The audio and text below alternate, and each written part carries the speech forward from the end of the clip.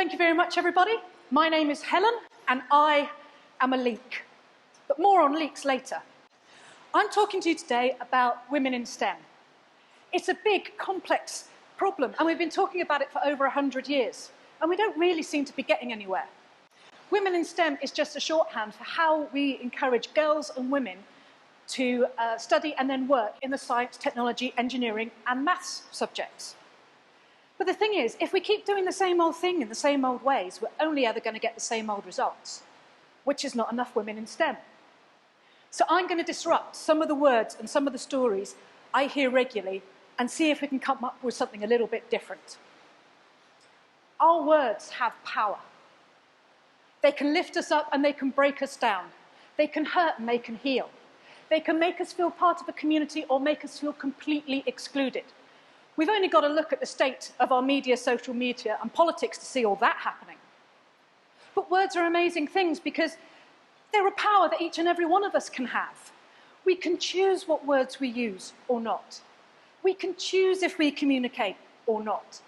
We can choose whether or not we listen. And with enough people using enough words, they start to build into stories. And stories are truly amazing because they can change the world. Now, my background is in public engagement and science communication. I'm not going to bore you with a load of theory. I am going to introduce you to a tiny part of it, and that's my model. I'm so proud I built this. This is how I think about my stories and my projects, but we're only going to use half of it today. So the audience is the group of people that you want to work with, who you want to get your stories to. The purpose is the reason behind the project or the story. And the assumptions are anything that you may have assumed about the audience, the story, or the project. So I'm going to use this to look at some of the key stories. But please remember, I never have a problem with the storytellers, only the stories. It's not the people, it's the words. On to our first story.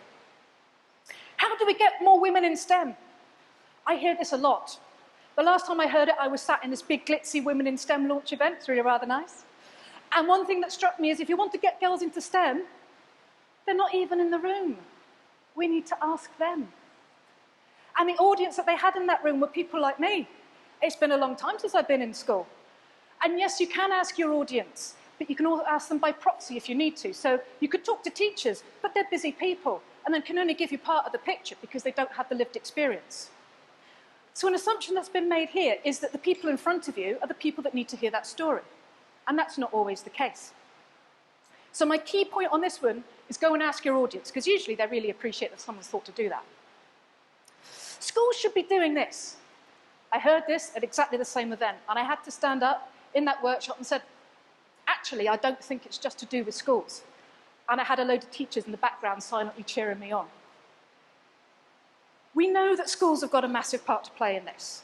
We know that aspirations are set early. We know that the ethos of the school and how they teach is really, really important to the genders and how they deal with gender awareness and gender bias. But we've made two critical assumptions here. One assumption is that we only learn in school, and we know that's not true. We never stop learning. The other is that girls will spend the majority of their time in school. And I calculated it out. And of all the hours in the year, you only spend about an eighth in school. The rest of the time, they're somewhere else. So where are those somewhere else's? They could be any number of community organisations. Think of the power of working with brownies or rainbows or guides to help them get their badges in STEM. That could be the first time that that girl has been recognised in STEM. That's a powerful story.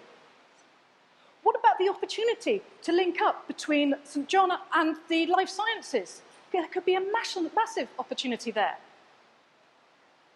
Wellcome have recognised the importance of youth organisations as well, because they can support and reach young people, particularly from disadvantaged backgrounds, that schools simply can't do. And that's no disrespect for the schools, because they're different organisations working in different areas, and that's okay. I spent about 15 years working with schools, doing STEM projects. And by the time I came to the end of it, I came to realise I could do the best project in the world. But my story is probably not going to be the reason why that girl chooses to go into STEM. And there's one reason for this. I'm not one of their key influencers. I'm only part of the story. Key influencers are people like teachers, family members, friends, people in the community whose stories have real power and words have real meaning to those girls. I was in one school in Cardiff and I heard a teacher say to a group of girls, "Oh, you can go and be care workers." Now, I do not have a problem with care workers. We need them as much as we need women in STEM. What I have a problem with is he never said it to the boys. And if you can go and be a care worker, you can go into the caring professions. Why can't you be a doctor, a nurse, a surgeon, a vet? So instead of expanding those horizons, he's just taken them down to a pinpoint because he's likely to be one of their key influencers. The IET have been doing work on this, and this report was published 10 years ago. And still, in our stories, we're not getting the roles of the key influencers coming through. We'll ask the parents to come into school. Another one you hear on a regular basis. Well, you can, and all schools are different, but if that parent hasn't had a good experience of school as a child, then school's a really scary place. And there are other issues as well. Sometimes it's not easy for those parents to get there. Maybe they work full-time, maybe they've got caring responsibilities. Perhaps the child themselves doesn't want that parent to go in because the child doesn't want to be seen to be different. So by the time you start adding together lots of different barriers, you can't even see the school, let alone engage with it. So how are you going to get to the audience of parents? And I can't answer that, I'm afraid, because it's going to be different for every school and every community. One size will not fit all. The assumption as well is that this is the right way to engage with parents, and it's not. You've really got to think about where it's going to matter for them. We have a problem with women in STEM. Come and join us. Well, this is a strange story. I think maybe we've got two mixed together here. Because if I was receiving that story, I would be thinking, why do you want me to be part of a problem? It's like that really weird thing when someone takes a bite to eat and goes, "Oh, this tastes terrible, try this." Why do I want to try that? You've just told me it's awful. So what we've got to look here is about the story. Is this the right story for the audience? What purpose are you trying to get over with this story? What assumptions have you really made behind it? Is this a story that works? So when an organisation sends out a story to an audience, something happens in the middle, interference. We call it noise. And noise can come from any number of places. Family, friends, parents, schools, media, all over the place. And by the time this noise takes place, the story changes. So some of it kind of shoots off at a weird angle and we don't know where it goes. Some of it loops back to the organisation in a really weird way. Some goes round and round in circles and goodness only knows what happened to that. So only part of the story ever gets through. So we've got to work on our stories, make sure more of it gets through, and make sure it's the right story. We can run a girls-only event. There's a big construction company working in Cardiff on lots of different projects. And they came to me and said, "Can we talk about doing some women in STEM stuff?" Yes, of course, no problem. So I sat down with their representative, and the first thing they said to me was, "We can do a girls-only event." And I felt a bit sorry for him because I had to burst his bubble a bit at that point. Because what you've got to think about here is the purpose. You've got to ask yourself a lot of questions.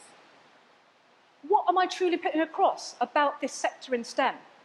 I've never worked in teams that are one gender or the other. Is this the right way to go? And ultimately, is this truly going to support the girls that you want to work with? Because if it's not, don't do it. I'm not saying don't do girls-only events. What I'm saying is do it when it's really the right thing for your audience, but never make it the default position. If you don't become a researcher, you're a leak in the pipeline. Remember the leaks thing from earlier? This is it. And this is how this statement makes me feel. Because I am not a researcher. And I know lots of other women that feel this way too. So let me introduce you to the STEM pipeline first. This is the idea that we have a lot of girls studying STEM at GCSE level, fewer at A level, fewer at undergrad, fewer at postgrad, right the way through the academic levels. And if you don't make it to that next academic level, you're considered to be a leak to the system. Now, remembering I never have a problem with the storytellers, only the stories, very helpfully here, they've even included a drain. So not only do we leak out, I can only assume that we're headed towards the sewage treatment works of life choices. Something's going wrong here with this story because you've alienated half of your audience at least. That's not a good thing for a story. Why are we telling a pipeline story? does that really reflect what happens? And what other assumptions have we made here as well? The critical assumption is STEM is the same as research. It is not. Are you seriously telling me that all of these careers and other things that I haven't had space to put on here don't benefit from having women in STEM working in them? The Aspires report recognised this as well. Massive piece of research. If we can't tell stories about the doors that open when you have a STEM background, then fewer girls want to go into it in the first place. To the best of my knowledge, my STEM background has only ever opened doors, it's never closed them. But something else that's a bit wrong is this whole idea that our lives are linear anyway. It doesn't work like that. I describe my career as a series of accidents. So I started off working as something not that much to do with my first degree, and then someone gave me another opportunity, and I changed direction, and something else came up, and I changed direction again. A pipeline really doesn't work anymore. It's more of a network. But my challenge to any organisation that wants to recruit and retain women in STEM is, are you truly ready for us? If you don't have the environment to attract women in STEM in the first place and then to keep them, you're only ever part of the problem, not the solution. 50% of the apprenticeships were started by women, and only 8% completed. This indicates to me that we've got serious systemic problems somewhere. A friend of mine, her niece, got an apprenticeship. Niece is chuffed to bits. It's precisely the area of engineering she wants to go into. Except, she turns up on the first day. There's no changing rooms for women, and there's no protective equipment in her size. Everything's too big. And if those two things that can be foreseen can't be sorted out before she got there, then what are we going to do about the more big and complex problems? So what's the solution? I'm really sorry, but I don't think there is one solution.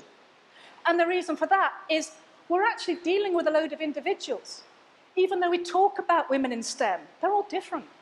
So a story that works for one group is not going to work for another. And that's okay, because it's okay to tailor your stories. And this is big and complicated as well. I haven't even touched on intersectionality or the experience of trans women or STEM, if you want to go even bigger. What about the place that boys and men from deprived backgrounds have in STEM? Because they've got one too if they want it. But the really important thing is that each and every one of us has got a role to play in this. So politicians, get your own houses in order and give us some role models, and some good ones at that. Policymakers, give us policy that matters. Equality in pay was enshrined in law before I was born, and we're not there yet. Press and the media, what stories are you telling? What stereotypes are you reinforcing? Universities and research funders, short-term contracts with long working hours aren't helping anybody. And finally, my challenge to each and every one of you, to use your power of words. So when you see anything in the media or social media, in our communities or in our societies, where the story isn't right, where you see the stereotype, where you see the bias, take your power of words and use them. Because with a lot of us using our words, they build into stories. And maybe, just maybe, we can change the world. Thank you.